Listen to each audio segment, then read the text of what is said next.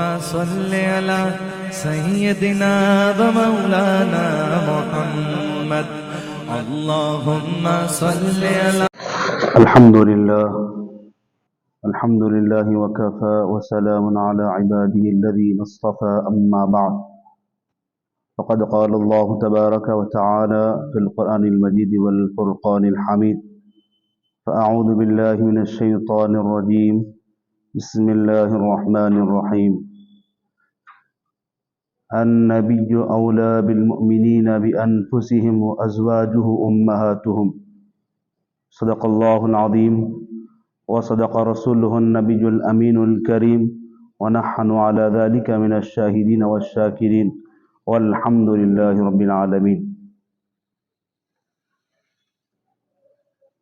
تمام تعریف و توصیف اللہ رب العزت کے لیے جو ساری کائنات کا خالق و مالک ہے۔ درود و سلام اس آقا پر جو وجہ تخلیق کائنات ہے، جو مقصود کل عالم ہے۔ عزیزان محترم، سامعین کرام، اللہ تبارک و تعالیٰ کا بے پناہ احسان عظیم ہے کہ اللہ رب العزت نے ہم اور آپ کو امت محمدیہ صلی اللہ علیہ وسلم میں پیدا فرما کر فخر عظیم سے نوازا ہے۔ کرم بالائے کرم یہ کہ ہمیں اہل سنت والجماعت سے وابستہ رکھا ہے۔ عزیزان محترم و ناظرین کرام، جیسا کہ آپ جانتے ہیں، رمضان المبارک کی مبارک ساعتوں کے اس موقع پر ہم اہل سنت والجماعت سے اللہ کا فضل و کرم ہے کہ اللہ تعالیٰ نے ہمیں اس جماعت سے وابستہ رکھا، تو ہم ایام اور دن کی مناسبت سے جو بزرگان دین کی وصال کے ایام ہوتے ہیں ان کی یاد مناتے ہیں، ان کا تذکرہ کرتے ہیں۔ قابل مبارکباد ہے اس چینل کے ذریعے سے جو احباب نے یہ جو سعی کی ہے، انوار اسلام نیٹ ورک اور تحریک اصلاح اعمال، الحمدللہ اللہ ان کی کاوشوں کو قبول و منظور فرمائے۔ ناظرین کرام، آج رمضان المبارک کی خاص طور پر عشر اول کے اختتام کے ساتھ ساتھ اور خدیجۃ الکبریٰ، محسن اول، محسن اسلام، ملکۃ العرب حضرت سیدتنا خدیجۃ الکبریٰ رضی اللہ تعالی عنہ کی وصال کی مناسبت سے مختصر سا آپ کے سامنے تعارف بیان کیا جا رہا ہے۔ عزیزان محترم، ناظرین کرام، قبل اس کے کہ قرآن مجید کی میں نے آیت مبارکہ آپ کے سامنے ذکر کی ہے، اس کا ترجمہ عرض کر دینا چاہوں کہ اللہ تبارک و تعالیٰ قرآن مجید سورہ احزاب میں ارشاد فرماتے ہیں، النبی اولی بالمؤمنین انفسہم ازواجہ امہاتہم۔ اللہ تبارک و تعالیٰ کے پیارے حبیب علیہ السلام مومنین کے لیے ان کی جانوں سے زیادہ عزیز ہے، اور وہ ازواجہ امہاتہم، اور نبی مکرم صلی اللہ علیہ وسلم کی ازواج تمام مومنین کے لیے مائیں ہیں۔ عزیزان محترم، وہ عرب کا دور جس کو ہم اور آپ جانتے ہیں، دور جاہلیت کا دور تھا، جہاں پر وہ دور میں جہاں عورتوں کو زندہ درگور کیا جاتا تھا، عورتوں کی کوئی عزت وقت نہیں تھی، بچیوں کو زندہ درگور کر دیا جاتا تھا۔ ایسے موقع پر، ایسے وقت پر، جہاں اس دور میں جہاں پر بچیوں کو زندہ درگور کر دیا جا رہا ہے، ایسے وقت میں حضرت خدیجۃ الکبریٰ رضی اللہ تعالیٰ عنہ کی زندگی کو اگر آپ دیکھیں گے تو پورا عرب کا قبیلہ جو مرد ہونے کا قائل اور مرد کے عظیم ہونے کا قائل اپنے آپ کو کہتا تھا، وہ تمام مرد بھی حضرت خدیجۃ الکبریٰ رضی اللہ تعالیٰ عنہ کی پاکیزہ زندگی کے سامنے سر جھکائے نظر آتے ہیں۔ ناظرین کرام، کیا وجہ تھی، کیا سبب تھا؟ غور کریں کہ حضرت خدیجۃ الکبریٰ رضی اللہ تعالیٰ عنہ وہ پاک باز اور پاکیزہ خاتون جنہوں نے دور جاہلیت کے اس دور میں بھی اپنے آپ کو کیسے پاکیزہ رکھا، اپنی زندگی کو کیسا پاکیزہ اور پاک و شفاف رکھا کہ آپ کا لقب جو پوری اس وقت پورے عرب میں مشہور تھا، وہ لقب پہلا لقب تھا طاہرہ۔ طاہرہ کے لقب سے جانا جاتا تھا، لوگ آپ کو جانتے تھے تو پاکیزہ کے نام سے، طاہرہ کے نام سے جانتے تھے۔ یعنی کہ ایسے فتنوں بھرے دور میں، ایسے دور میں جہاں پر عزتیں مقتیں عورتوں کی کچھ نہ ہو، لوگ ان کو اپنی پیر کی جوتیاں سمجھتے ہو، اور جہاں پر دور جاہلیت کا وہ دور تھا کہ وہاں جو خاص طور پر خانہ کعبہ کی لوگ جو ہے برہنہ طواف کیا کرتے تھے، ایسے خطرناک جہالت کے دور میں، اور جب جنگ چھڑ جاتی تو کئی سالوں تک جنگ چلتی، ایسے جہالت کے دور میں حضرت خدیجۃ الکبریٰ رضی اللہ عنہ نے اپنی زندگی گزار کر بتائی۔ یہ ہمیں ایک میسج دیا۔ خواتین اسلام سے میں گزارش کرتا ہوں کہ خدا را ان کی پاکیزہ زندگی کو دیکھیں۔ جب ابھی آپ نے نبی مکرم صلی اللہ علیہ وسلم کے نکاح میں تشریف لانے سے پہلے آپ کی کیسی پاکیزہ زندگی تھی۔ آپ صلی اللہ علیہ وسلم سے نکاح سے پہلے بھی حضرت خدیجۃ الکبریٰ رضی اللہ تعالیٰ عنہ کے اور دو شوہروں کے ساتھ نکاح ہوا تھا، دونوں کا بھی انتقال ہوا۔ ان کے ساتھ بھی جو کتب سیر میں ملتا ہے کہ ایک نہیں، دو نہیں، تین وہاں پر آپ کو اولادیں بھی اللہ تعالیٰ نے نصیب کی تھی۔ مگر یاد رکھیں، یہ اللہ تعالیٰ نے حضرت خدیجۃ الکبریٰ رضی اللہ عنہا کی وہ اولادوں کو بھی وہ جو ان کے ابو حالہ سے جو اولاد تھی، حضرت اس سے پہلے ایک عتیق، ان سے جو اولاد تھی، اللہ تعالیٰ نے ان کو بھی شرف اسلام سے نوازا۔ اور ایک حضرت ایک صحابزادے کے بارے میں یہاں تک آتا ہے کہ غزوات الرسول میں حضور صلی اللہ علیہ وسلم کی جنگوں میں انہوں نے حضور صلی اللہ علیہ وسلم کے ساتھ اسلام کی معاورت میں اپنا حصہ داری رکھی۔ تو یہ حضرت خدیجہ الکبریٰ رضی اللہ تعالیٰ عنہ تھی، جنہوں نے دور جاہلیت کے وہ دور میں بھی اپنی زندگی کو ایسا پاک و شفاف رکھا اور طاہرہ مانی جاتی تھی۔ اور پھر آپ کا ایک اور لقب ہے خدیجۃ الکبریٰ۔ کبریٰ کے معنی کیا ہے؟ آپ نے اپنی زندگی کو ایسا پاکیزہ عظمتوں والا رکھا کہ آپ کو آپ کی زندگی کی پاکیزگی کی وجہ سے آپ کو کبریٰ کہا گیا، بڑی عظمت والی خاتون کہا گیا۔ ناظرین کرام، آپ صلی اللہ علیہ وسلم کی یہ زوجہ اول کی یہ عظمت و شان کو اگر دیکھیں، آپ غور کریں اس اعتبار سے کہ اس دور میں آپ نے اپنی زندگی کو کیسے پاک و شفاف رکھا، اور کیسی اپنی آپ کو حضور صلی اللہ علیہ وسلم کے نکاح کے لیے اپنے آپ سے جب آپ نے نکاح کے لیے خواہش ظاہر کی تو کس بات پر ظاہر کی، وہ بھی غور طلب بات ہے۔ آج لوگ بہت کہتے ہیں، غور کریں، نوجوانوں کو یہ بات سمجھ میں آتی ہے کہ وہ لوگ جو ہیں اپنے طور پہ کوششیں کرتے ہیں، مگر غور کریں حضرت خدیجۃ الکبریٰ رضی اللہ تعالیٰ عنہ نے باضابطہ جب حضرت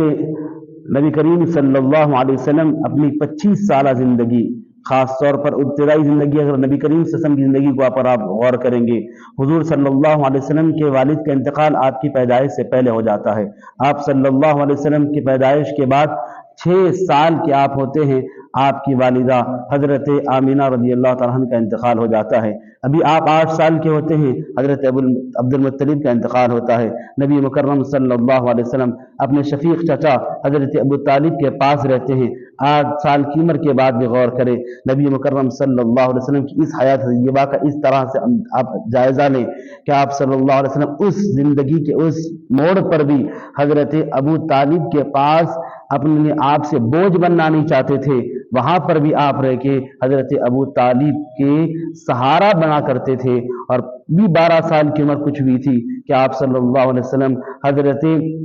ابو طالب کے ساتھ باضابطہ تجارتی سفر کے لیے تشریف لے جاتے ہیں، اور یہ سفر میں جو آپ کی دیانتداری تھی، اخلاق تھا، کردار تھا، بات کرنے کے انداز تھے، لوگ اتنے متاثر ہوئے کہ پورے لوگ آپ صلی اللہ علیہ وسلم کو آپ جانتے ہیں मक्का के वो लोग दौर जाहिलियत का दौर है, मगर आप सल्लल्लाहु अलैहि वसल्लम को सब सादिक और अमीन कहकर पुकारता। इधर देखें हजरत खदीजतुल कुबरा रज़ियल्लाहु अन्हा की जिंदगी के लोग आपको ताहिरा कह रहे हैं, और इधर देखें नबी करीम सल्लल्लाहु अलैहि वसल्लम की जिंदगी के लोग आपको सादिक और अमीन कह रहे हैं। तो हमें ये पता चलता है आयत मुबारक ये कहा जाता,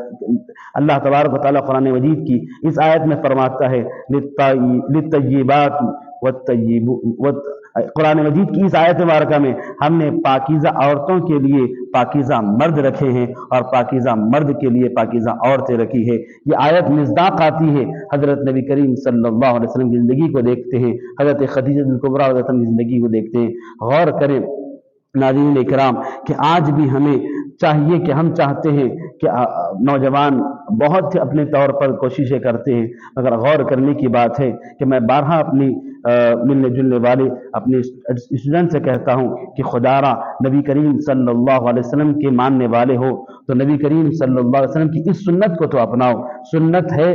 निकाह करना, ये तो बड़े हम आराम से कहते हैं, मगर सुन्नत ये भी है कि हुजूर ने अपने अखलाक और किरदार से ऐसा लोगों को मुतासिर किया था कि उस वक़्त की मलिकतुल अरब हजरत सैयदतुना खदीजतुल कुबरा रज़ियल्लाहु अन्हा मजबूर थी कि जिनके पास मक्का के बड़े बड़े सरदारान कुरैश के निकाह आने के बावजूद भी आपने किसी के साथ निकाह करना पसंद नहीं किया। जब हुजूर नबी करीम सल्लल्लाहु अलैहि वसल्लम की अखलाक और किरदार, आपकी पाकीज़ा जिंदगी को देखा तो हजरत खदीजतुल कुबरा रज़ियल्लाहु अन्हा बेचैन हो गई, चाहती थी कि नबी करीम सल्लल्लाहु अलैहि वसल्लम के साथ निकाह हो। और निकाह के लिए ये निकाह का प्रोसेस भी आप गौर करें, ये अगर सीरत को हम पढ़ते हैं हमें पता चलता है क्या पाकीज़ा प्रोसेस था, क्या अंदाज था। जब हजरत नबी करीम सल्लल्लाहु अलैहि वसल्लम करीब 25 साल की उम्र हुई, तमाम मक्के में मशहूर हो गया कि आप सल्लल्लाहु अलैहि वसल्लम सादिक और अमीन हैं। और हजरत खदीजतुल कुबरा रज़ियल्लाहु अन्हा चाहती थी कि वो क्योंकि उनके वालिद हजरत खदीजतुल कुबरा उनके वालिद बड़े बिजनेसमैन और बड़े तिजारत से वाबस्ता थे, बड़ा उनके पास मालो दौलत था। हजरत खदीजतुल कुबरा उनके वालिद का जब इंतकाल हुआ, हजरत खदीजतुल कुबरा की और भी भाई थे, मगर कि हजरत खदीजतुल कुबरा के वालिद ने वो तमाम जिम्मेदारियां हजरत खदीजतुल कुबरा के हवाले की थी, इसलिए कि आप शुरू से ही बड़ी ज़हीन, पाकबाज और बहुत ही दियानतदार थी। आप सब ये हजरत खदीजतुल कुबरा ने जब ये कारोबार किया तो देखिए आज भी कहा जाता है कि औरतों को इस्लाम रोकता है, इस्लाम नहीं रोकता, इस्लाम से पहले का दौर था, मगर ये उस वक़्त में भी हजरत खदीजतुल कुबरा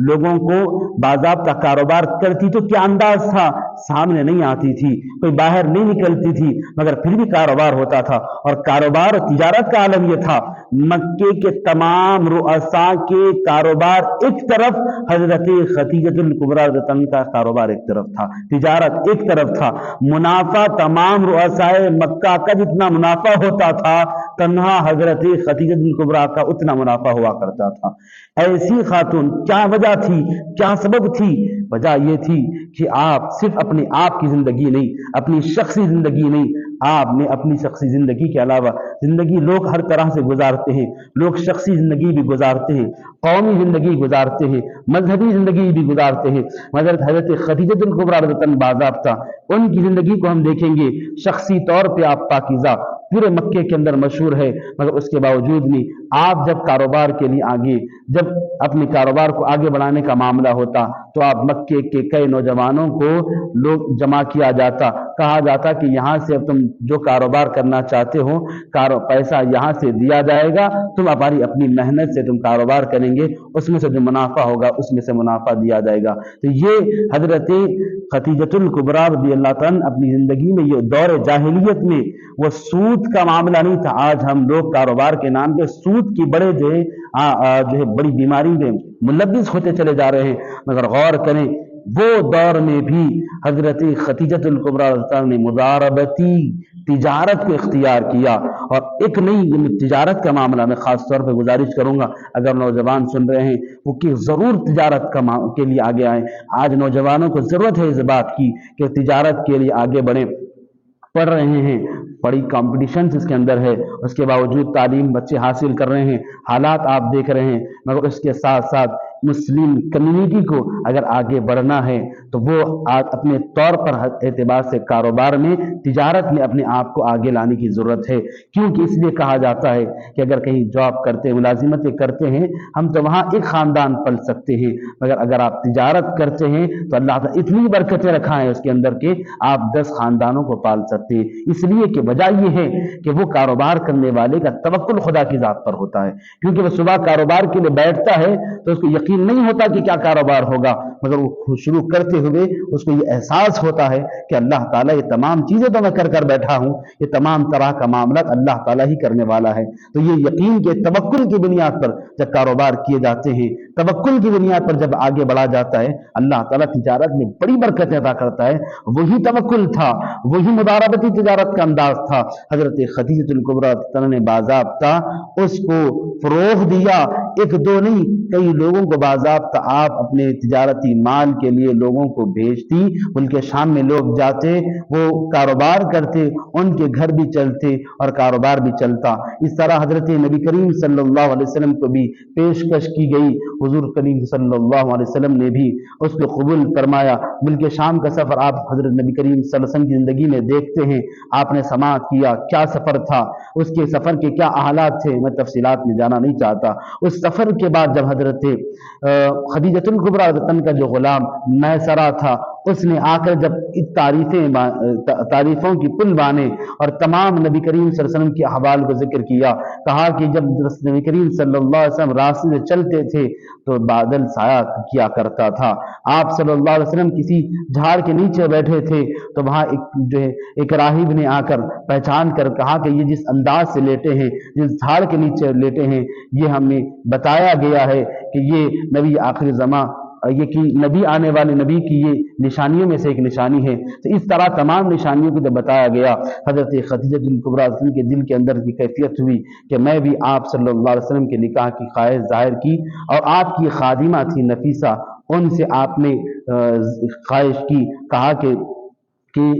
اس شادی کا پروپوزل، اس شادی کی بات کہیں دے جا کر نبی کریم صلی اللہ علیہ وسلم کی بارگاہ میں جب حضرت نفیسہ پہنچی جو بعد میں مسلمان ہوئی، وہ جب حضرت نفیسہ جب حضرت نبی کریم صلی اللہ علیہ وسلم کی بارگاہ میں پہنچی، انہوں نے جب کہا کہ حضرت خدیجہ الکبریٰ آپ سے نکاح کرنا چاہتی ہیں، تو آپ صلی اللہ علیہ وسلم نے فرمایا کیا کہتی ہو کہ تمہارا بولنا ہے یا حضرت خدیجہ چاہتی ہیں؟ جب کہا گیا کہ نہیں خدیجہ الکبریٰ رضی اللہ تعالیٰ چاہتی ہیں، تو اس وقت نبی کریم صلی اللہ علیہ وسلم نے کیا فرمایا تھا؟ نوجوانوں کو یہ بھی سننے کی ضرورت ہے، یہ بھی سمجھنے کی ضرورت ہے، یہ بھی تاریخ کی جو ہے نبی کریم صلی اللہ علیہ وسلم کی سیرت کا غور کرنا ہوگا کہ اس وقت نبی نے فرمایا ٹھیک ہے میں اپنے چچا سے مشورہ لے کر بتاؤں گا۔ نبی کریم صلی اللہ علیہ وسلم مختار کائنات ہے، حضور صلی اللہ علیہ وسلم چاہے کسی کی ضرورت، خدا کے علاوہ کسی سے حضور کو اجازت لینے کی ضرورت نہیں ہے، مگر اللہ تعالیٰ کے وہ پیارے حبیب علیہ الصلوۃ والسلام اپنا اسوہ چھوڑ کر جا رہے تھے، بتاتے جا رہے تھے دیکھو یہ معاملات ایسے ہیں کہ تم اگر اپنے معاملات کو بڑوں کے حوالے کریں گے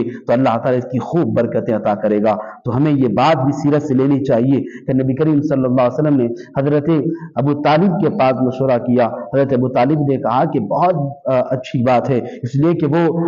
حضرت خدیجہ الکبریٰ بھی قریش کے خاندان سے ان کا تعلق تھا، وہ نبی کریم صلی اللہ علیہ وسلم سے کے آبا و اجداد میں 4 پشتوں کے اوپر قصی بن کلاب بن مرہ سے آپ کا جو سلسلہ نسب ملتا ہے، تو آپ حضرت ابو طالب بڑے خوش ہوئے، خوشی کے ساتھ اظہار کرتے ہوئے وہ خوشی کا اظہار کیے اور کہا کہ یہ اس کے لیے بڑی اچھی بات ہے۔ حضرت خدیجہ الکبریٰ کو جب پتہ چلا تو حضرت خدیجہ الکبریٰ نے کہا کہ ایک وقت مقرر کر کے آپ لوگ تشریف لائیں۔ نبی کریم صلی اللہ علیہ وسلم اپنے ذات حضرت حمزہ کو، حضرت امیر حمزہ رضی اللہ عنہ کو، حضرت ابو طالب کو ساتھ میں لے کر وہ اپنے دونوں چچاؤں کے ساتھ نبی کریم صلی اللہ علیہ وسلم حضرت خدیجہ الکبریٰ کے پاس تشریف لے جاتے ہیں۔ حضرت خدیجہ الکبریٰ بھی دیکھیں، غور کریں، سیرت اٹھائیں، دیکھیں آپ سیرت ابن ہشام اور دوسری بڑی سیرت کی کتابوں کے اندر باضابطہ ذکر کیا گیا۔ حضرت خدیجہ الکبریٰ کے والد کا انتقال ہو گیا تھا، حضرت خدیجہ الکبریٰ نے بھی اپنے چچا کو اس میں شامل کیا اور ساتھ میں ورقہ بن نوفل جو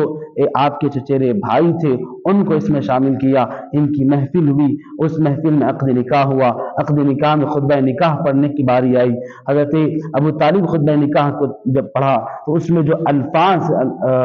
وہ جو کہے کہے گئے وہ بڑے قابل غور بات ہے۔ اس میں ایک لفظ جو حضرت ابو طالب رضی اللہ تعالیٰ نے کہا، حضرت ابو طالب نے کہا، کیا فرمایا حضرت ابو طالب نے؟ کہا کہ دیکھو اب حالات تو ہم تم کو دیکھنے میں نظر آ رہے ہوں گے، یہ بھی بڑے خاندان سے تعلق رکھنے والے ہیں، یہ بھی بڑے خاندان سے تعلق رکھنے والے ہیں، ان کا خاندان نسب بھی بیان کیا، اس کی شرافت کا ذکر بھی کیا، کرنے کے بعد کہا کہ فی الوقت جو ہے اس کا ایک ذکر کرتے ہوئے بھی فرمایا المال ذل زائل، فرمایا کہ دیکھو مال ڈھلتا سایہ ہے، آج ہوگا کل نہیں ہوگا، اس کی اہمیت بتائی۔ اب غور کریں کیا عالم تھا، نکاح ہو گیا، حضرت نبی کریم صلی اللہ علیہ وسلم نے ولیمے کا اہتمام کیا، یا حضرت خدیجہ کبریٰ نے جو ایسی خاتون تھی جن کے پاس 20 سے زائد خادمہ رہا کرتی تھی، ان کے پاس بڑا مال و دولت تھا، ایک مرتبہ باضابطہ عرب کے اندر قحط سالی کا عالم ہو گیا تو تمام رؤسائے قریش کو اپنے مال تجارت میں نقصان اٹھانا پڑا تھا، مگر اس وقت بھی حضرت خدیجہ الکبریٰ رضی اللہ عنہ کو 11 سے زیادہ نفع ان کو حاصل ہوا تھا۔ اتنا نہیں، ایک دو تین مرتبہ نہیں، وہ اتنا کہ وہ ایک ڈبل فائدہ ہو جائے بڑی بات ہوتی ہے، مگر اتنا منافع ہوا کہ 11 کا جو عدد بتایا گیا کہ اتنا منافع حضرت خدیجہ کبریٰ رضی اللہ عنہ کو ہوا، تو بتائیے کتنا مال و دولت ان کے پاس تھا ہوگا۔ اس کے باوجود بھی حضرت خدیجہ کبریٰ رضی اللہ عنہ نے جب حضور صلی اللہ علیہ وسلم کو، جب ان کی قدر شناس کیسی تھی دیکھے، وہ جب آپ صلی اللہ علیہ وسلم کی زندگی کو دیکھی، آپ صلی اللہ علیہ وسلم تو کسی پیسے مال و دولت کی چاہ نہیں ہے، تو حضرت خدیجہ کبریٰ رضی اللہ عنہ نے اپنا تمام مال جس دن نکاح ہوا اسی شام لا کر حضور کی بارگاہ میں پیش کر دیتی، حضور یہ جتنا میرا مال ہے یہ سب آپ کا مال ہے، آپ جیسے چاہیں اس کو استعمال کر سکتے ہیں، آپ اس کو جیسے چاہیں اس کے مصرف میں لا سکتے ہیں۔ نبی کریم صلی اللہ علیہ وسلم نے تھوڑا تھوڑا کر تمام صحابہ میں، تمام غریبوں میں اور مسکینوں میں اس کو تقسیم کر دیا۔ یہ دیکھیں اس کے بعد حضرت خدیجہ کبریٰ نے کیسی زندگی گزاری، غور کرے۔ اس کے بعد حضرت خدیجہ کبریٰ نے بس ایک وقت ایسا بھی آیا جن کے پاس صرف پیون لگے ایک کوئی کپڑا تھا، یہ زندگی بھی گزاری ہے، کیوں کہ ان کو پتا تھا کہ حضور صلی اللہ علیہ وسلم کے ساتھ آپ نے رہا ہے، وقت گزارا ہے، کیسی آپ صلی اللہ علیہ وسلم کی زندگی ہے، کیا چاہتے ہیں حضور، یہ غور کرنے کی بات ہے۔ اور آج خاص طور پر جو گھروں کے اندر مسائل ہیں، لڑائی جھگڑے ہیں، اگر آپ چاہتے ہیں کہ اس کو ختم ہو جائیں تو آپ کوئی نہیں، حضرت نبی کریم صلی اللہ علیہ وسلم کی زندگی، حضرت خدیجہ کبریٰ کی زندگی کو دیکھیں، ان کی زندگی کو پڑھیں، ان کی زندگی کو سمجھیں، کیسی تھی وہ، ملکۃ العرب تھی، مگر حضور کے قدموں پہ جب وہ آپ نے اسلام قبول کر لیا، جب آپ نے حضرت نبی کریم صلی اللہ علیہ وسلم کی بارگاہ میں نکاح ہو گیا، اس کے بعد آپ نے کیا اپنی زندگی کیسے گزاری، کیسے سادگی کے ساتھ زندگی گزاری، سب مال و دولت کو چھوڑ دیا اور بس نبی کریم صلی اللہ علیہ وسلم کے ساتھ ہمیشہ ناصر و مددگار، ناصرہ رہا گئی، ہمیشہ مددگار رہی، ہر معاملے پر آپ کو حوصلہ دینے والی، اور وہ 25 سال نبی کریم صلی اللہ علیہ وسلم زندگی رہی۔ حضرت خدیجہ کبریٰ کی عمر شریف اس وقت 40 سال رہی، مگر یہ کم 1-2 سال نہیں رہے، یہ نبی کریم صلی اللہ علیہ وسلم کے ساتھ میں رہنے والی وہ خاتون ہیں جن کو 1-2 سال نہیں، حضور صلی اللہ علیہ وسلم کی رفاقت ان کو 25 سال رہی، 1-2 سال نہیں، 25 سال حضور صلی اللہ علیہ وسلم کی یہ زوجہ محترمہ رہی، جب تک حضرت خدیجہ کبریٰ حضور کے نکاح میں تھی، حضور نے کوئی اور نکاح نہیں فرمایا۔ تو کیا زندگی تھی، اگر آپ ٹٹول کر دیکھیں، آپ دیکھیں، غور کریں۔ اب جب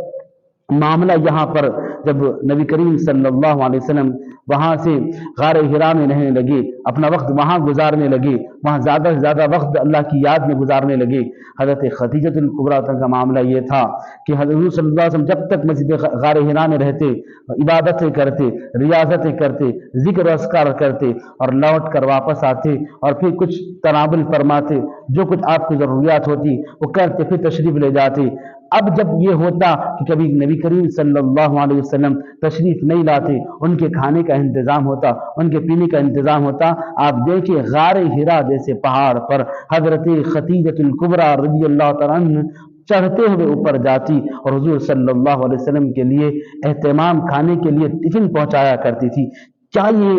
نبی کریم صلی اللہ علیہ وسلم کی زوجہ تھی، کیسی ساتھی تھی، اور کیسے ہر غم، ہر مشکل اور ہر پریشانی کے وقت میں حضور نبی کریم صلی اللہ علیہ وسلم کے ساتھ کیا ان کا برتاؤ تھا، کیا آپ کے ساتھ معاملہ تھا؟ آگے بڑھیں، آپ دیکھیں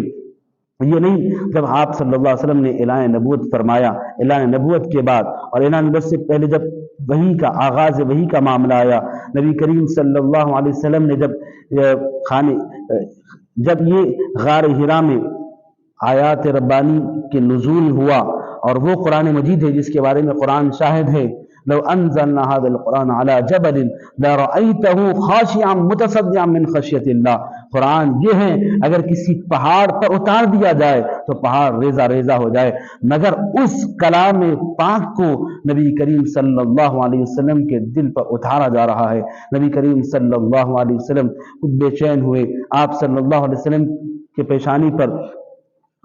پسینے کے کچھ آثار آنے لگے، حضور صلی اللہ علیہ وسلم کو جاڑا محسوس کرنے لگے، حضور صلی اللہ علیہ وسلم غار حرا سے تشریف لے گئے، کوئی اور جگہ نہیں رکے، آپ صلی اللہ علیہ وسلم اس غار حرا سے نکلے تو ڈائریکٹ حضرت خدیجہ کبریٰ رضی اللہ عنہا کے پاس پہنچے، اور حضرت خدیجہ کبریٰ رضی اللہ عنہا کے پاس جب پہنچے تو آپ نے کیا الفاظ اور کس طرح سے حضرت نبی کریم سے داخل ہوتے ہیں اور فرماتے ہیں جاڑا ہو رہی، کب کپاہٹ ہو دوسرے کو ہو رہی ہے، آپ صلی اللہ علیہ وسلم فرمایا زملونی زملونی، مجھے کچھ اڑاؤ۔ آپ صلی اللہ علیہ وسلم کو ہمت دلانے والی، حوصلہ دلانے والی، تسلی دلانے والی حضرت خدیجہ کبریٰ نے حوصلہ اور تسلی کے ساتھ کیا حوصلہ دیا، کیا تسلی دی، اور کیا الفاظ کے ساتھ کہا کہ کلا واللہ لا یخزیک اللہ ابدا، کبھی آپ کو آپ پریشان ہونے کی ضرورت نہیں ہے، اللہ تعالیٰ کبھی آپ جو پریشان مت ہو، لا تحزن کے لفظ بھی بعض جگہ ہے، لا یخزیک اللہ ابدن کا، کبھی آپ کو اللہ تعالیٰ کبھی آپ کو رسوا نہیں کرے گا، آپ پریشان ہو۔ اس لیے وجہ بھی بنائی کہ انک لتصل الرحمہ، آپ وہ ذات وارک ہو جو رشتہ داروں کا خیال کرتے ہیں، رشتہ داری کا پاس و لحاظ رکھتے ہیں اور تعریف کرتے ہیں، آپ کبھی جھوٹ نہیں فرمائے، ہمیشہ سچ بولتے ہیں۔ پریشان ہونے دیکھیے، غور کریں حالات کس طرح کے ہیں، نبی کریم صلی اللہ علیہ وسلم تشریف لا رہے ہیں، حضرت خدیجہ کبریٰ کیسی ہے دھارس باندھ رہی ہے، کیسی ہمت دے رہی ہے، کیسی تسلی دے رہی ہے، کیسے فرمانے کہ آپ پریشان کیوں رہیں، آپ نے کہا تو آپ تو لوگوں کے بوجھ اٹھاتے ہیں، آپ تو لوگوں کے ساتھ بھلائی کا کام کرتے ہیں، لوگوں کے بوجھ اٹھانے والے ہیں۔ عزیزان محترم، حضرت خدیجہ کبریٰ رضی اللہ عنہا نے آپ کی بے پناہ تعریفیں کر کے آپ کی ہمت باندھی، دھارس دی۔ عزیزان، آج ہم کو سب سے پہلی چیز میں آپ کے سامنے یہ عرض کر دینا چاہتا ہوں، آج پوری دنیا کے اندر موٹیویشنل کے نام پر، انکریج کے نام پر لوگ بہت ساری چیزیں کر رہے ہیں، بہت ساری چیزیں کی جا رہی ہیں، مگر یاد رکھیں ان نوجوانوں کو بھی آج کہیں اور جانے کی ضرورت نہیں ہے، سیرت کا مطالعہ کریں گے، سیرت کی زندگی، سیرت کو پڑھیں گے تو ہم کو پتہ چلے گا کہ کیسے تھا۔ ہم گھروں کے اندر بچوں کو باہمت کریں، ان کو حوصلہ دلائیں، ان کی مشکلات کے وقت میں ساتھ میں کھڑے رہیں۔ حضرت خدیجہ کبریٰ یہ کہہ رہی ہے کہ یہ وہ خاص طور پر مسلمانوں کی وہ خواتین جو اپنے شوہروں پر تھوڑی سی مصیبت آتی ہے تو اپنے منہ کو پھیر لیتی ہے یا اپنے معاملات کو وہ ایسے پیش کرنے لگتی ہے۔ حضرت خدیجہ کبریٰ کی زندگی کو پڑھنے کی ضرورت ہے، دیکھنے کی ضرورت ہے، کیسی آپ ہمت دلا رہی ہے، دھارس باندھ رہی ہے، کیسی آپ کے ساتھ کھڑی ہے، ہمیشہ کھڑی ہے۔ یہی نہیں ہے، اعلان نبوت کا معاملہ ہوا، حضرت خدیجہ کبریٰ نے باضابطہ اپنے چچا زاد بھائی کے پاس، ورقہ بن نوفل کے پاس گئی، وہ آسمانی کتابوں کا علم رکھتے تھے، سماوی کتابوں کا کتب کا ان کے پاس علم تھا، ان کے پاس وہ جا کر یہ تمام حالات بیان کی تو ورقہ بن نوفل نے کہا کہ پریشان ہونے کی ضرورت نہیں ہے، جو میں نے آسمانی کتابوں کے جو آخری نبی کی نشانیاں دیکھی تھی، سنی تھی اور پڑھی تھی، وہ نشانیاں تمہارے خادم کے اندر ہے، تم مبارکباد کی مستحق ہو۔ حضرت خدیجہ کبریٰ کو بڑی ہمت ہوئی، آپ حضرت خدیجہ کبریٰ نے اس کے بعد آپ صلی اللہ علیہ وسلم کے ساتھ ایسی کھڑی رہی، ہمیشہ اعلان نبوت ہوا، حالات آپ جانتے ہیں کیا حالات تھے، مشکل کر دیا گیا رہنا، اس وقت بھی جس وقت مشکل کر دیا گیا رہنا، ساتھ میں رہنا، اس وقت مسلمانوں کو رہنا مشکل کر دیا گیا، آپ صلی اللہ علیہ وسلم نے ملک حبشہ کی طرف لوگوں کو ہجرت کا حکم دیے، مگر ایسے وقت میں کہ آپ صلی اللہ علیہ وسلم اپنے تمام دوسرے اصحاب کو ملک حبشہ کی طرف ہجرت کا حکم دے رہے ہیں، اس وقت بھی حضرت خدیجہ الکبریٰ ہے بڑی ہمت کے ساتھ بڑے مسائل میں بھی حضور صلی اللہ علیہ وسلم کے ساتھ رہنا پسند کرتی ہے۔ آپ صلی اللہ علیہ وسلم کی اتنے مسائل میں بھی آپ صلی اللہ علیہ وسلم کی ہمت بن کر، تسلی بن کر، حوصلہ مندی کے ساتھ وہ تاریخ ساز کردار ادا کیا ہے کہ وہ رہتی دنیا تک وہ ایک ہمارے لیے ایک مشعل راہ ہے، خواتین کے لیے ایک مشعل راہ ہے کہ حالات بڑے مشکل کن آ جاتے ہیں، مشکل کن حالات کے وقت میں ہم گھر والوں کے ساتھ کیسے برتاؤ اور کیسے ان کا ہمت اور دھارس باندھنی چاہیے، یہ ہمیں درس ملتا ہے حضرت خدیجہ الکبریٰ کی زندگی سے۔ عزیزان محترم ناظرین کرام، غور کریں، میں یہی آخری دو باتوں کے ساتھ اختتام کی طرف آ رہا ہوں۔ وجہ یہ کہ یہ آگے غور کریں، حضرت خدیجہ الکبریٰ کی زندگی پر اگر آپ نظر ڈالیں گے، ان کی زندگی میں وہ حالات بھی رہیں، آپ غور کریے، امیجن کریے کیا معاملہ تھا کہ کووڈ-19 کے ٹائم میں کیسا سوشل جو ہے یہاں پر ہمارے پاس معاملات تھے، مگر اس وقت نبی کریم صلی اللہ علیہ وسلم کے تمام خانوادہ بنی ہاشم کو، اس تمام لوگوں کو لے جا کر شب ابی طالب کی گھاٹیوں میں محصور کر دیا گیا تھا۔ اس وقت میں بھی حضرت خدیجہ الکبریٰ رضی اللہ تعالیٰ باضابطہ ہمت بن کر کھڑی تھی، اور یہاں تک کہا گیا، یہاں تک لکھا گیا سیرت میں کہ ایسے وقت میں شعب ابی طالب کی گھاٹیوں میں جو سوشل بائیکاٹ کیا گیا تھا، ایسے وقت میں بھی حضرت خدیجہ الکبریٰ کا مال بھی وہ لوگوں کے کام آیا تھا، وہ مال بھی ان لوگوں کی مدد کے لیے شامل تھا۔ حضرت خدیجہ الکبریٰ نے اپنے مال سے، اپنی ہمت سے، اپنی کوشش سے کیسے حضور صلی اللہ علیہ وسلم کی مدد کی۔ حضرت ابو طالب ایک طرف ہے کہ افرادی کوشش کے طور پر باہر جو بھی مکہ کی گلیوں کے اندر کوئی ستاتا پریشان کرتا، حضرت ابو طالب حارث بن کر کھڑے ہوتے، گھر کو حضور تشریف لاتے، یہ مکہ کے لوگوں کی مصیبتیں، ان کی جو ہے یہ بے وفائیاں دیکھتے، ان کی تمام طرح کے حالات دیکھتے، حضور تھکے ہارے جب گھر میں آتے تو اس گھر میں حضرت خدیجہ الکبریٰ کیسی دھارس بنتی، کیسی ہمت بن کر کھڑی ہوتی اور آپ صلی اللہ علیہ وسلم کو ہمت دلاتی، حوصلہ دلاتی۔ عزیزان محترم، یہ زندگی کو دیکھنے کی ضرورت ہے۔ وہ شعب ابی طالب کی 3 سال کی وہ حالات، سوشل بائیکاٹ کیے گئے وہ حالات ہمارے سامنے ہیں۔ اس کے بعد اور اتنے تمام حالات کے باوجود بھی اس وقت حضرت یہ تو آج شادی کے بعد معاملات ہوتے ہیں، میں نے 2-3 چیزیں ذکری، ایک اور بات بھی ذکر کر دینا چاہتا ہوں۔ شادی ہو جاتی ہے، حالات ہمارے پاس بڑے مشکل کن ہوتے ہیں، مگر دیکھیں حضرت نبی کریم صلی اللہ علیہ وسلم کی وہ ماں جو حضرت حلیمہ سعدیہ رضی اللہ عنہ ہیں، وہ ماں جو دودھ پلانے والی ماں ہے، رضائی ماں ہے، جب وہ تشریف لاتی ہیں حضور صلی اللہ علیہ وسلم کے پاس، حضرت خدیجہ الکبریٰ بڑا ادب کرتی ہے، احترام کرتی ہے، ان کا اہتمام کرتی ہے، رہنے کا اہتمام کرتی ہے۔ تمام اہتمام کے بعد جب حضرت حلیمہ سعدیہ جانے لگتی ہے تو حضرت خدیجہ الکبریٰ باضابطہ کہتی ہیں کہ آپ تشریف لائی، وقت دی، میں نے آپ کی خدمت کی ہے۔ جاتے ہوئے باضابطہ تحفے میں یہ کہتی ہیں کہ میں آپ کو تحفتاً پیش کرنا چاہتی ہوں، 40 اس وقت بکریاں اور 1 اونٹ تحفے میں دیتی ہے۔ یہ معاملہ دیکھیں، آج تو ہمارے پاس کوئی ذکر کرتا ہے تو بے چین ہمارے گھروں کے اندر ہو جاتی ہے، کیفیت ہماری خراب ہو جاتی ہے کہ ہم گھر میں اگر ماں باپ کا ذکر کرنے لگتے ہیں تو نہ جانے کیسے بچے ہیں کہ جو اپنے باپ ماں کی چغلیاں کرتے بیٹھتے اپنی بیویوں کے سامنے۔ مگر حضرت خدیجہ الکبریٰ کہتی ہے رضائی ماں ہے، وہ سگی ماں نہیں ہے، رضائی ماں کے ساتھ کیا معاملہ ہے، ان کے ساتھ کیا تعلق ہے، کیسے ان کے ساتھ معاملہ کر رہی ہے۔ یہ ہمارے لیے ایک آئیڈیل ہے زندگی۔ حضرت خدیجہ الکبریٰ کی زندگی ہمیں غور کرنے کی ضرورت ہے کہ باضابطہ آپ کو اہتمام کے ساتھ رکھتی ہے، التزام کرتی ہے، اہتمام کرتی ہے، ان کے ساتھ ساتھ جاتے ہوئے ان کے انعامات سے بھی نوازتی ہے، ان کو تحفہ بھی دیتی ہے۔ تو کتنا بڑا کردار اور اخلاق حضرت خدیجہ الکبریٰ کا تھا۔ دیکھیں یہی اس کے بعد یہ بہت ساری اور بھی زندگی میں، اس لیے کہ جیسا کہ کہا گیا تھا کہ حضرت خدیجہ الکبریٰ کی زندگی کے متعلق اور آپ کی شریک حیات کے متعلق، اس کے متعلق میں نے کچھ عرض کیے ہیں۔ فضائل میں اگر آپ دیکھیں، مناقب میں دیکھیں تو بہت سارے واقعات ملتے ہیں، مگر میں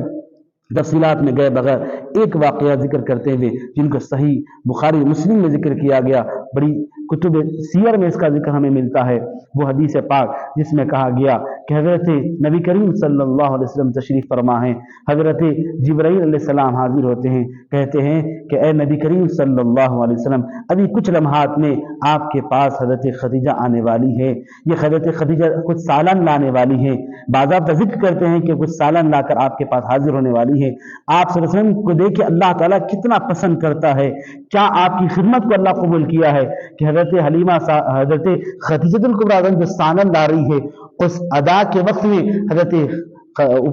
آسمان دنیا سے جبرائیل علیہ السلام حاضر بھی ہوتے ہیں اور عرض کرتے کہ حضور آپ کے پاس ابھی کچھ لمحات میں خدیجہ الکبریٰ سالن لانے والی ہے، وہ حاضر ہوگی تو اللہ تعالیٰ نے مجھے بھیجا ہے کہ اللہ فرماتا ہے اللہ تعالیٰ بھی اس پر سلام بھیجتا ہے، جبرائیل کا بھی سلام ان تک پہنچا دے۔ کیا شان عظمتیں ہیں، دیکھیں کیا کیوں ہے، یہ خدمتوں کی وجہ سے ہے۔ وجہ وہی تھی کہ نبی کریم صلی اللہ علیہ وسلم نے فرمایا تھا کہ اگر حکم مل جاتا سجدے کا تو اللہ تعالیٰ حکم دیتا کہ بیویوں کے وہ اپنے شوہروں کو ہنستا کرے، یہ سجدے کا حکم نہیں ہے۔ تو یہ خدمتوں سے ملنے والے جو مقامات، جو مرتبے اللہ تعالیٰ کے رسول صلی اللہ علیہ وسلم کی حدیث سے پتہ چلتے ہیں کہ یہاں تک کہ حضرت خدیجہ الکبریٰ جب حاضر ہوتی ہیں، حضور فرماتے ہیں کہ خدیجہ خوش ہو جاؤ کہ تمہارے لیے آسمان دنیا سے سلامتی نازل ہو رہی ہے، ابھی ہم جبرائیل آئے ہیں، جبرائیل نے تم پر سلامتی پیش کی ہے۔ حضرت خدیجہ الکبریٰ نے کہا کہ اللہ تعالیٰ خود سلامت جو ہے وہ سلامتی، اللہ تعالیٰ خود سلام ہیں، وہ اللہ تعالیٰ کی وہ۔ اور حضرت خدیجہ الکبریٰ نے یہ بھی کہا کہ میں کہتی ہوں کہ اللہ تعالیٰ حضرت جبرائیل پر بھی سلامتی۔ یہ دعا کا معاملہ دیکھیں، کیا انداز، کیا اخلاق ہے، کس انداز کے ساتھ وہ اپنے آپ کے اخلاق کو پیش کر رہی ہے۔ تو یہ اس وقت ضرورت اس بات کی ہے کہ حضرت خدیجہ الکبریٰ اپنی کوئی حیات طیبہ کو ہم غور سے دیکھیں، آخری لمحات کے ایام کے لمحات بھی اگر غور کیے جائے، بات کتب میں آتا ہے کہ حضرت نبی کریم صلی اللہ علیہ وسلم جب تشریف لے گئے، حضرت خدیجہ الکبریٰ کو بخار